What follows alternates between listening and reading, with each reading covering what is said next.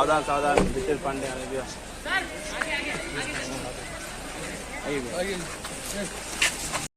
फिर स्वागत है हमारे यूट्यूब चैनल में। दोस्तों आप लोग देख सकते हैं अभी हम पहुँच चुके हैं आकांक्षा दुबे के घर, और अभी पता चला है कि रितेश पांडे जी अभी पहुँच चुके हैं यहाँ पर। तो बने रहिए हमारे साथ, हम लाइव आपको दिखाते हैं रितेश पांडे जी को। और वो जल्दी अभी पहुँचे हैं और जा रहे हैं उनकी माँ से मिलने के लिए। अभी गाड़ी से उतरे हैं, तो चलिए हम आपको दिखाते हैं।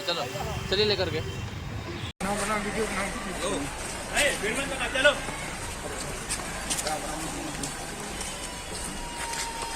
चलिए एकदम दूर है भैया, दूर से।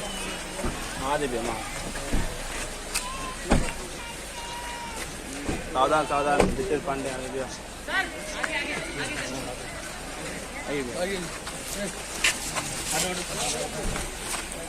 Sir hi.